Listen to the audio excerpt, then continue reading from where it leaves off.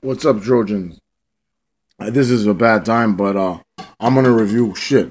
I'm gonna review TNA from last night. I got the chance to check it out. I'm doing something right now, so I'm gonna try to multitask because I'm so fucking. There's gonna be a busy week for me. All right. The first thing was the gayest thing in my life that I ever saw. Okay, Impact started out with five assholes singing like doo-wop singers. Trouble, trouble, trouble. I keep on, no. And then EC3 comes out with like two bitches and Tyrus. And Tyrus, there's why he should go to GFW because he came out with a goddamn sign on his fucking chest. They're fucking, he's not being used right. Anyway, so, what the hell? Oh yeah, I'm watching the TNA thing online. Oh. So yeah, and then Carter says he's the number one contender finally. I don't get the ranking system, but whatever. And then Angle came out and said, "You're not the contender." And EC3 said, "Yes, I am." And he said Spud is getting the chance to cash in his option C since he's the ex-champion. So Carter's pissed off about that. We're gonna find out if he cashes in. Bobby Lashley came out. He's back. He's got to fight this later this month, but he wrestled Eric Young. Vengeance for what happened when Eric Young took him out. And then during the match, Chris Melendez came out like this because he's pissed off at EY for what EY did with his leg a few weeks ago. So he distracted Young, and then Young gets speared and pinned by Bobby Lashley. Bobby Lashley's and then Bobby Lashley's holding Melendez back because Melendez is trying to kill this boy. And then Melendez said, "Eric Young, I'm going to get you for what you did."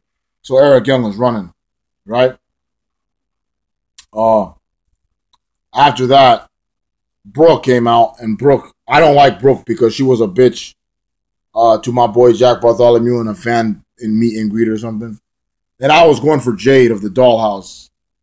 But Jade lost, and I'm pissed off about that because I love Jade. Also, I want to know, Marty Bell, they took the E out of her name when she came to Impact, but now they're just calling her Marty. I don't know if that's a permanent thing or what. But yeah, Jade lost and Brooke won. And then after the match, she's backstage, Brooke is with Rebel. And they're like, "We did it. We're going to hang out today." And all of a sudden, when Brooke goes to take a shower, the Dollhouse finds Rebel, and they're like, "What you looking at?" And then they beat her ass. And they brutal beating. Oh, by the way, one thing I really love about this Impact, and I can't believe I didn't mention it, is that the Pope, D'Angelo De Niro, Pope is the commentator with Josh Matthews, and he's incredible on the mic. He's a great commentator. "Oh, Daddy, the Pope be back in TNA, calling some matches with the Josh Matthews." Yeah, he's the man. I love the Pope. And I hope he's here to stay, brother. Josh Matthews alone, he made it Impact fun, but when he's sucking up to EC3, he's terrible, alone, when it comes to that. If he's just calling matches, he can make the show exciting, but he's just terrible on his own. And Al Snow kind of sounds sleepy. Pope is always full of energy. He always has been, he always will be. So I'm glad he's calling the match. But yeah, with Josh, but Rebel brutally beat down by the Dollhouse backstage. Then we finally had the score settle with the Rising versus the Beatdown Clan. And I was surprised that the Rising won. I thought the Beatdown Clan was going to win. I think Beatdown Clan makes a lot more sense in the long run. The Rising are all single stars, but I love what they're doing with Drew McIntyre, on social media, stand up for Impact Wrestling, because people were talking shit about TNA after Meltzer's fake report. So they're using McIntyre's gimmick to kind of stand up, use the hashtag stand up.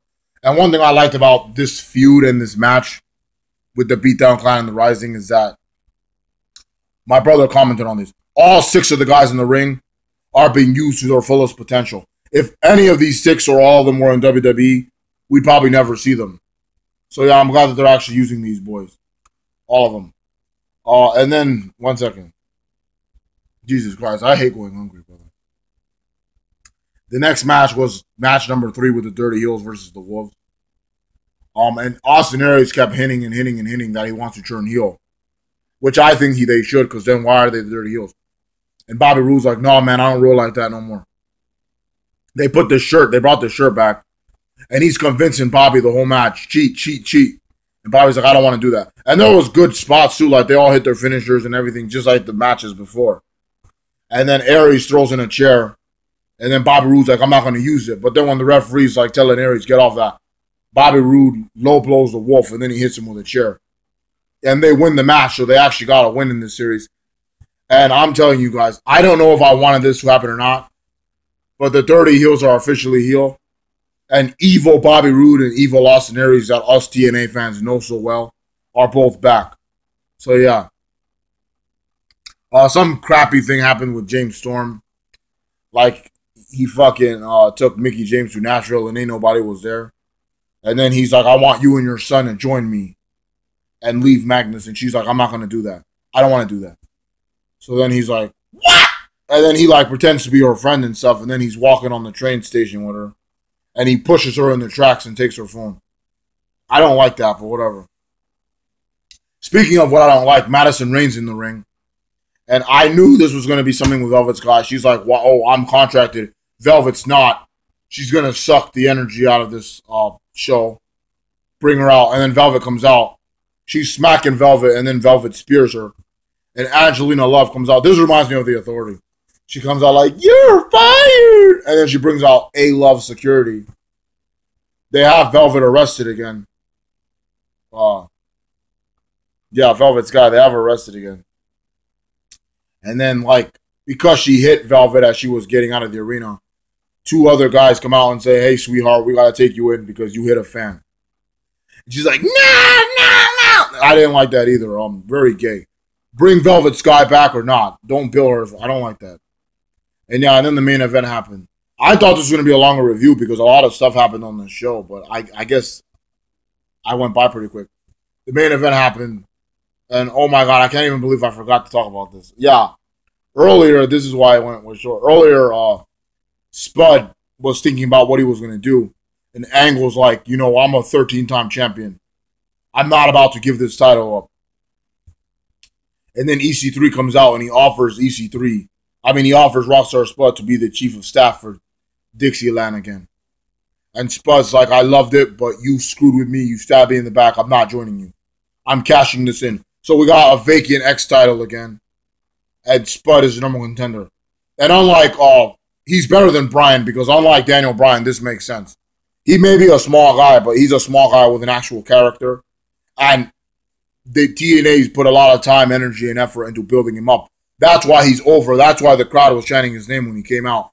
That's why him main eventing a show with Kurt Angle is believable right now. But yeah, EC3 didn't like that, so EC3 done jumped him. And then Angle's like chasing them out, and then he says, me and Spud are going to team up against you and Tyrus. I forgot to talk about that. I guess I overlooked it when I was making my notes, but that's how the main event was made. So the main event happens, and what happens is they're having a tag match. Very good tag match, by the way. Very good tag match. By the way, speaking of Destination X, we're going to have an X Division match, I guess, for the vacant title. And apparently Taryn Terrell is going to defend against Kong. She doesn't seem scared of Kong at all, but whatever. So yeah, as they're fighting, it's just Spud getting beat up by the other 2 guys. And they're billing him as like the ultimate underdog. And then Angle gets tagged in, and then like EC3 and Angle don't even touch, so that makes me think they're saving that money match for something else. A triple threat with EC3, Spud, and Angle would actually make sense at this point because TNA spent like the last 9 months building up those 2 guys. They even spent a longer time building up Carter. And then Angle pins Tyrus, and Spud. Angle slams Tyrus, and Spud takes the pin because he covered him. He tagged him right before Angle Olympic slam Tyrus. And then so as Spud takes the pin after Olympic slam on Tyrus, Aries comes out and EC3's pissed. Aries comes out and says that he's going to cash it in.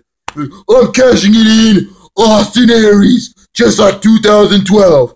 I'm cashing it in for the world title. I guess they're using this to get out of the way because I heard that Austin Aries is leaving. I do not like the thing with Josh Matthews, like, this anti-Spud thing. He's not going to beat that man. He's not going to beat that man. It's EC3 time. He's making the storyline obvious, but whatever. May the best man win. I'm really excited for next week. Great premiere. I heard Ring of Honor drop the ball in their premiere on Destination America. This may have not been like a TNA to like draw fans in. This was kind of a continuation of the last couple of weeks, but this was very good. If I was a casual and I checked this show out, I would definitely want to watch it again. I would want to see some more. So yeah, for the first time ever, they're going to have 2 world title matches on one Impact, which should be good. I hope Spud wins and maybe defends it against Carter at Slammiversary or something. But yeah, good show. I know this was kind of a rush review, but I was just, shooting from the hip because this show got me pumped for next week. And I'm even more excited for Slammiversary. Every storyline has a purpose. Everybody has a character. Everybody's involved in an angle. And I can't wait for Destination X next week. See you later.